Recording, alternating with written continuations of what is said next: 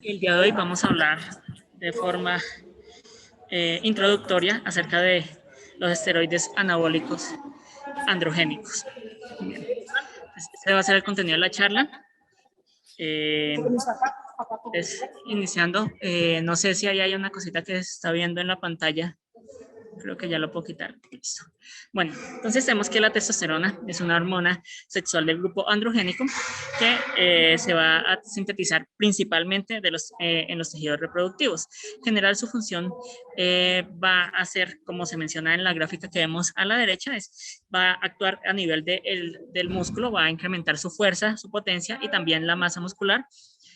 Puede afectar la cantidad de hematocrito que tiene una persona, puede mejorar el consumo de oxígeno pico, puede mejorar la disnea, o sea, vamos a mejorar la resistencia cardiovascular y puede, en general, vamos a también ayudar la parte de la densidad mineral ósea. En general, lo que estamos viendo es que la testosterona es una hormona que se utiliza para generar los caracteres secundarios del hombre en general. Sin embargo, pues no es una hormona que se encuentre de forma exclusiva en el hombre, sino también se encuentra en las mujeres. La diferencia pues es la cantidad de testosterona que tenemos.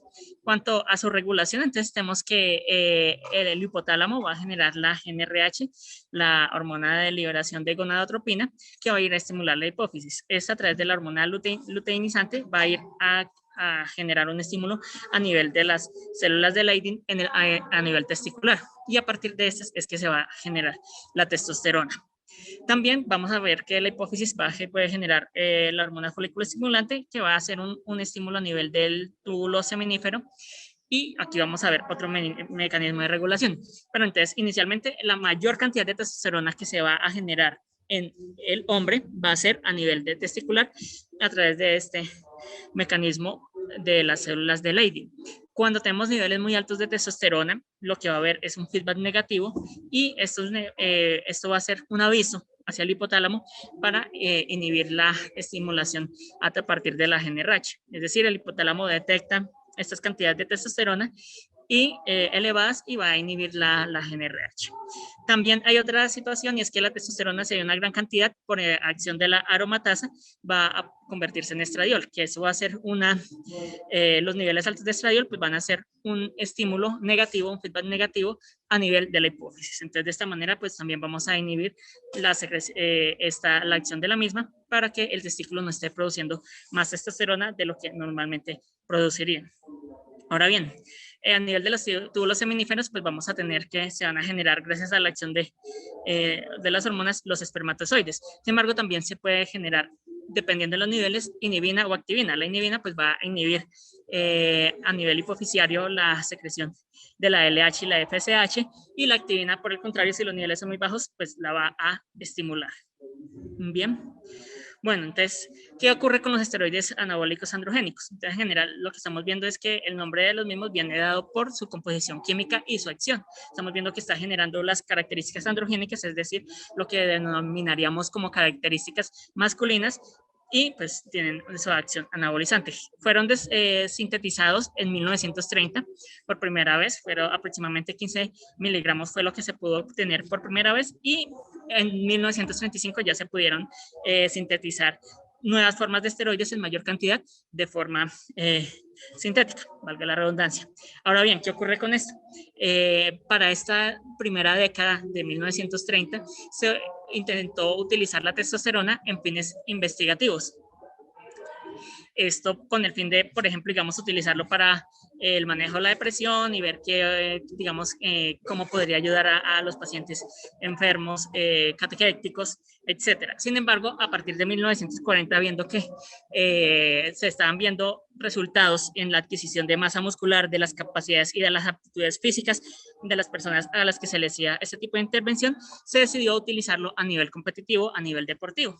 Entonces, la idea pues de esta charla no es realmente que va a hacer una apología al uso de estas sustancias, por lo tanto pues no vamos a hablar de ciclos de esteroides ni nada similar, sino vamos a hablar algo muy general del uso de las mismas.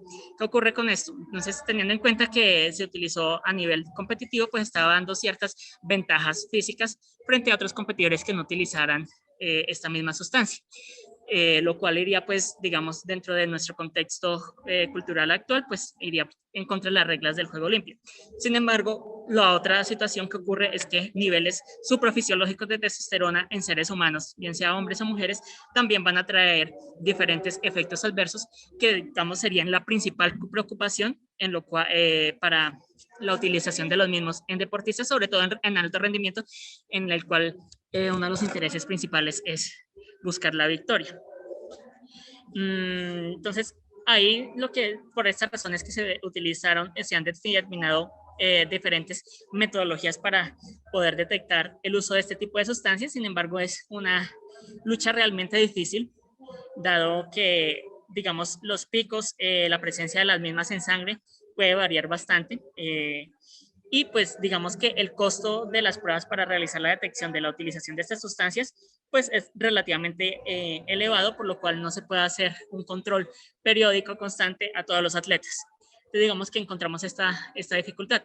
Por lo tanto, en el contexto actual se ha visto, como saben, que se ha llegado a endurecer las medidas penales para castigar el uso de este tipo de sustancias en el medio competitivo. Ahora bien, digamos que en el deporte recreacional no se trata de la misma manera, digamos, se permite un poco más de laxitud. Sin embargo, también hay que tener en cuenta que dependiendo de las leyes en diferentes lugares, pues se puede considerar o no que se está atentando contra la ley. Aquí tenemos las formas químicas de algunos de los derivados de la testosterona, de los sintéticos, y en el cuadro 4 pues podemos ver cuáles son las sustancias más utilizadas y cuál es la característica que nos van a generar en la persona. Entonces podemos hablar de la boldenona, por ejemplo, un efecto anabólico, y va a generar un efecto sobre todo androgénico. Eso es un decanoato. Tenemos, por ejemplo, el citrato de clomifeno, pues va a aumentar la producción de testosterona, va a reducir los estrógenos y pues va a, obviamente, de esta manera alterar la ovulación. Digamos que esto podría utilizarse sobre todo, digamos, si se intentara hacer un control del ciclo menstrual de las mujeres. Vamos a ver que va a haber una alteración ahí de manera importante. Y podemos hablar, por ejemplo, digamos, de la mesterolona, que puede aumentar la dureza del músculo y una baja retención de líquidos. Vamos que vendiendo de la sustancia, muchos deportistas van a utilizarlas para obtener diferentes efectos como los que estamos mencionando.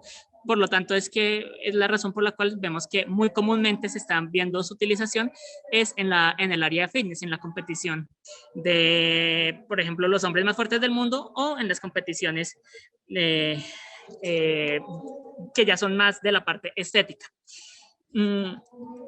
Estos eventos, digamos que tienen ciertas limitaciones en cuanto al control del uso de estas sustancias porque en muchas ocasiones no se consideran realmente prohibidos. Podemos ver como en las competiciones del hombre más fuerte del mundo, que a veces las pasan incluso por canales deportivos en televisión, nunca les hacen ningún tipo de control de doping para esta situación. Por lo tanto, digamos que es bastante común, es sabido por todos, aunque nadie lo menciona de forma oficial, que el uso de estas sustancias es bastante común.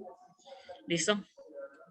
Bueno, ahora bien, ¿qué tenemos? Como ya hemos visto, pues dentro del ciclo de la testosterona, pues vamos a tener la testosterona que está libre, que es la que realmente es la que va a tener el efecto androgenizante, los efectos previamente mencionados, y vamos a tener que esta se puede, a través de la aromatasa, como mencioné, convertir en estrógenos, lo cual nos va a generar pues características contrarias. Y también se puede metabolizar, aunque esto es como un máximo de un 3% aproximadamente, se puede convertir en dihidrotestosterona, que tiene una acción 5 veces más fuerte que la testosterona base.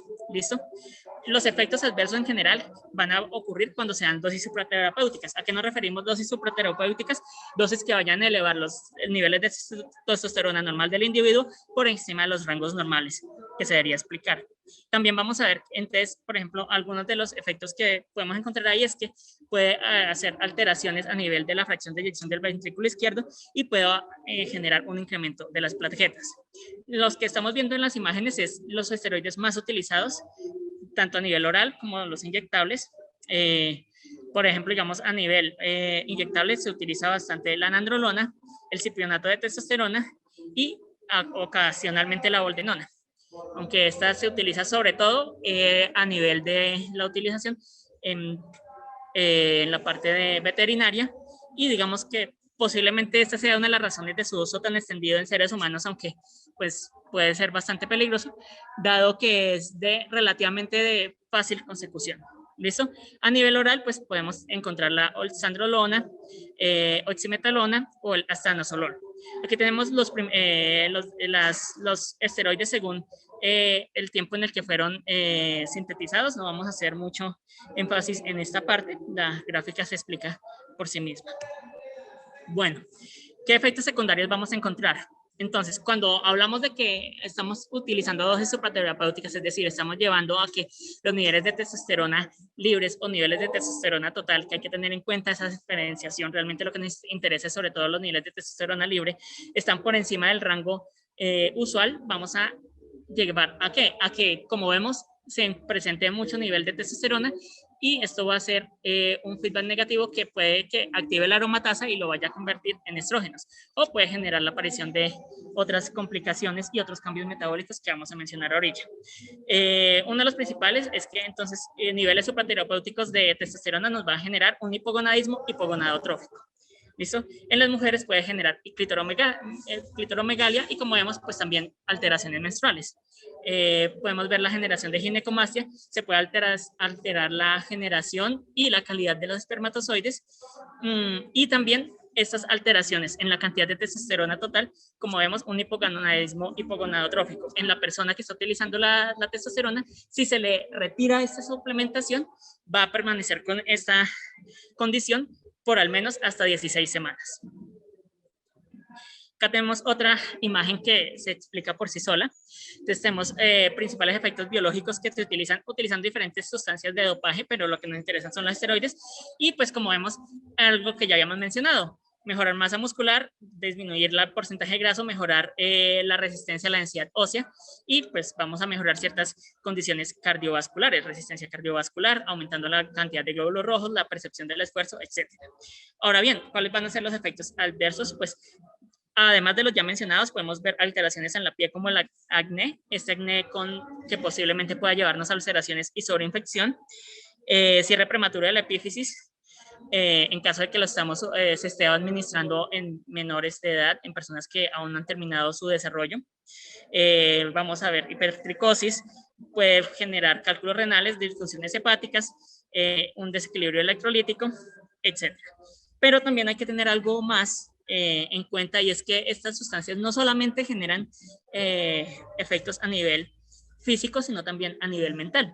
Entonces podemos ver que los usuarios de este tipo de sustancias pueden presentar trastornos de humor, pueden estar hipomaníacos, pueden tender a la depresión, pueden ser bastante más agresivos, más violentos, y pueden llegar a nivel de que tengan trastornos dismórficos en caso de que se esté utilizando dentro del mundo del fitness, incluso la paranoia también, o a los trastornos a la alimentación. Y como habíamos dicho, la testosterona puede ser un estimulante, puede generar, digamos, un aumento de la libido, pero a niveles muy altos nos va a llevar a lo contrario, la reducción de la libido. En general, lo que vemos con este tipo de sustancias es que van a hacer a ciertos niveles, a dosis supraterapéuticas, como hemos mencionado, van a hacer un efecto paradójicamente contrario al que harían en niveles normales. Y acá tenemos algo bastante importante, y es el efecto a nivel cardiovascular, que es lo que nos puede generar. El uso de testosterona está asociado a la aparición de muerte súbita. ¿Listo? Porque hay múltiples mecanismos, pero también podemos ver que nos va a poder generar la presencia de patologías crónicas a nivel cardíaco. Entonces podemos ver que hay una pérdida de la elasticidad de los vasos, hay una disminución del HDL, el aumento del LDL, vamos a ver que puede generar un estado de hiperhomocisteinemia, y todo esto nos puede llevar a ¿qué? A una enfermedad esclerótica coronaria, a calcificaciones vasculares también. Y pues también vemos que hay una disminución del nivel de concentración de factor del GMP a nivel endotelial, lo que nos puede generar vasoespasmo. Todo esto junto pues nos va a aumentar el riesgo de presencia de un infarto de miocardio. Podemos que también los niveles supraterapéuticos aumentan la densidad de los receptores de tromboxano A2, lo cual pues va a aumentar los niveles del mismo, va a aumentar los niveles de trombina, la generación y la agregación plaquetaria, como hemos dicho antes, y va a disminuir la prostaciclina, lo que nos va a generar un estado de hipercoagulabilidad y por lo tanto aumenta el riesgo de tromboembolismos. Puede generar hipertensión. Algunos autores hablan de un mecanismo en el cual hay un aumento de la retención del sodio. Sin embargo, no está tan claramente explicado, no está tan definido como, digamos, otras de las situaciones previamente mencionadas. Sin embargo, también puede haber también cambios a nivel de las bombas de calcio, con un aumento del mismo y un aumento de la movilización. Por lo tanto, esto aumenta también la permeabilidad mitocondrial y puede aumentar la presencia de factores apoptóticos. Esto puede llevar, pues entonces vamos a ver que hay mayor riesgo o un aumento de la apoptosis a nivel miocárdica.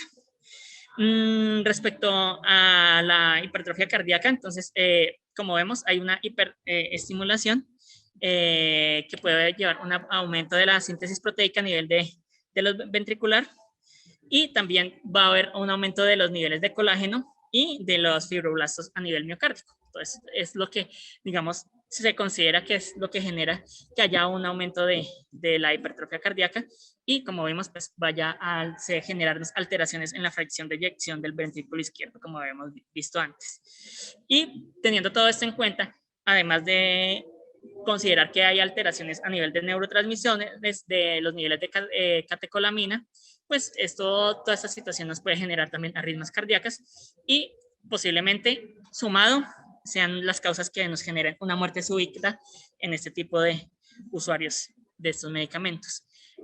También hay situaciones en las cuales se puede ver cómo el uso de la testosterona, por ejemplo, va a inhibir las, digamos, características beneficiosas de la actividad física. Por ejemplo, hay estudios que han demostrado cómo ciertos pacientes con hipertensión se les ha hecho un plan de ejercicio y pues con el tiempo esto va a ayudar a controlar sus niveles de tensión arterial. Sin embargo, los pacientes que se ha descubierto que utilizan esteroides anabólicos, se ve que el efecto a nivel del control de la hipertensión, la disminución de esos valores de presión arterial, no es de la misma magnitud que en aquellos que no utilizan ese tipo de sustancias. Bueno, ahora bien, como hemos dicho, pues ya por la WADA pues se ha generado mecanismos para poder hacer un control del uso de este tipo de sustancias. Y lo que vemos acá es básicamente todas las sustancias que ellos las tienen prohibidas, es decir, no se pueden utilizar bajo ningún contexto, ni fuera de competencia, ni dentro de la competencia. No vamos a empezar a leerlas todas. Lo que es importante es que ellos hacen la aclaración de que están prohibidas cuando se administran de forma exógena, que incluyen estas sustancias, pero no solamente se limitan a ellas. Es decir, lo que ellos quieren decir, que se incluyen todas las sustancias que tengan una acción similar. Pues aquí las tenemos, no vamos a describirlas. Y vamos a tener sustancias que, como vemos ahí, al final nos lo mencionan, sustancias que tengan una estructura química similar o efectos biológicos similares. Y también otras sustancias que no son realmente esteroides, pero pues que pueden tener unas funciones similares, como estos moduladores selectivos de los receptores androgénicos. ¿Listo? Todas estas sustancias que tengan una acción similar también se van a considerar prohibidas. Ahora bien, ¿cómo se hace la detección? Se han realizado diferentes métodos para poderlas detectar. El utilizado actualmente pues, es la utilización de cromatografía, que puede ser de forma cromatografía líquida o cromatografía de gases, más la espectrometría de masa. Entonces, ¿qué es lo que utilizamos? Lo que se realiza es la toma de las muestras, se dividen en dos tarros y a estos mismos, al primero se le va a aplicar, digamos, todo el proceso de evaporación o de la separación de líquidos, si vamos a hacerlo por forma de cromatografía de líquidos, y se le aplica la espectrometría. Si se considera que lo que se encuentra ahí es sospechoso, los niveles son muy altos y pueden indicar que haya la utilización de algún tipo de sustancia no permitida, pues se va a realizar el análisis de la siguiente muestra. Para el análisis de esa siguiente muestra que se tomó a la misma vez, pues ya lo que dicen es que no sé si haya habido un cambio ahorita recientemente, pero ahí sí se permite pues la presencia o bien sea del deportista o de otro mediador externo para determinar pues que no vaya a haber algún tipo de injerencia inadecuada ahí. Ahora bien, ¿qué encontramos entonces que se ve en la utilización de estas sustancias? Esta gráfica es muy vieja, nos habla de 2003 a 2007. Lo que estamos viendo es cuántas sustancias se encontraron por cada 100.000 deportistas. Entonces, por cada 100.000 deportistas en 2003 estamos viendo que encontraron 58 casos positivos de la utilización de agentes anabólicos en las muestras. ¿Listo? Estamos viendo también la presencia de diuréticos, de glucocorticoides y de sustancias antiestrogénicas.